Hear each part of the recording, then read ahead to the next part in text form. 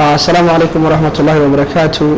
ولا ليال مقعي وحلي هذا إنجنير دعي سنة ما أنت فرصة بوحنا كوها لي إن أكو إمادو شركة وداكسن كنت على الكعيو رجع ماشي عن كشقي أحمد سهل وذيكي هاي أيام سكوار جني ورقي يرو متقنا إذا مقنا أيام ما أنت وإمدنا لما يستره سفي عم بيهود ماذن waxaa suurtagal ii noqotay inaan ka mid noqdo shirarkii wadaagsan sanadkan shan bari mataqaana lagu qabtay week ago. waxaa kaloo suurtagal ii noqotay inaan dekada soo arko oo mataqaana maxaa la dhahaa shaqada ka socota iyo qaabka mataqaana wax ay yihiin aan soo qiimeeyo.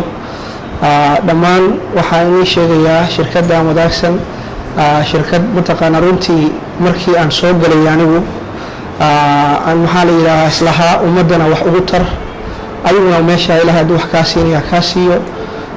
waxaan aad ugu faraxsanaa shirkadu inay tahay iska wax u qabso dad Soomaaliya inay maal gashteen in mataqaana kaabayaal dhaqaale la aaminay in wax laga qaban karo. runtiina hadda waxa noo muuqata shirkadu meel fog inay gaartay meelaha shaqooyinkii la qoondeeyay boqolkiiba 60 ayaa laga qabtay.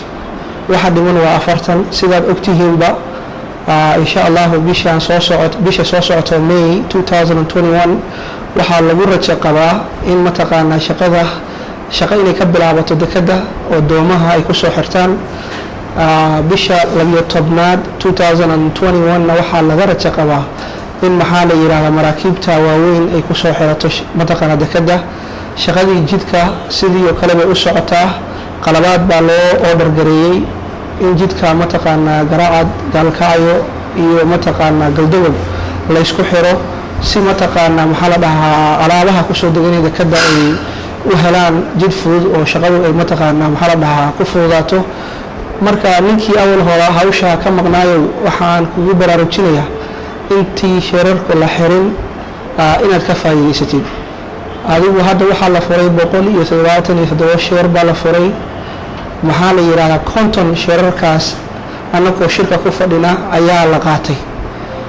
waxaa iska dareema marka waa 120 iyo jarjar way waxa haray marka kuwaasna waxaan ku rajaynahay ana ognahay 2 bilood gudaheed inaan lagu helayo. marka fursadaas intayni dhaafin ka faa'iideysta. waxaa jirto kale maxaa la yiraahdaa dad baa waxay islahaayeen mataqaana maxaa la dhahaa faraca ka soo baxa shirkadda ama wadaagsan ayay ka qayb qaadan doonaan oo dekadana mataqaana sidaas bay maxaa la dhahaa iskaga deynayeen. laakiin waxaa la ogaaday ahamiyadda koobaad in dadka mataqaana maxaa la dhahaa asaasayaasha ama maalka mataqaana ku darsaday shirkaddan in ahamiyadda koobaad ama mudnaanta koobaad la siin doono. marka taa micnaheedu waxay tahay haddaad tahay rabtay in mataqaana ilaha kale oo faraca ka ah aasaaska dekada inaad ka faa'iideysatid waxa ayaduba mataqaana mudan inaad shirkaddan wax ku soo darsatid. way fursadda koobaad waxa la siinayaa hantiilayaasha. marka hantiilayaasha haddaad ku jirin fursadahaas way ka lumayaan.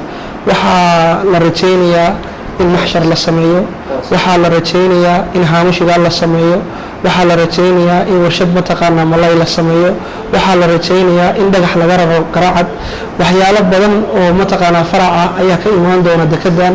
marka waxaan leeyahay nimayaha fursadii hore aad lumiseen tanaha ku dareena.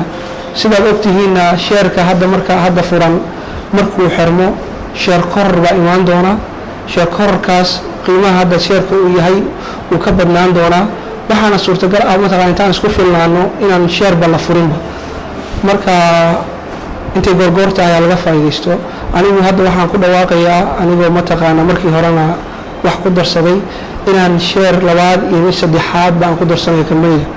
taa waxay ku tusinaysaa shalay mataqaana markaan qiimeynay kambaniga waxaan joogay 40%, laakiin maanta waxaan joogaa 70% inaan aaminsanahay shirkaddan inay guuleysanayso.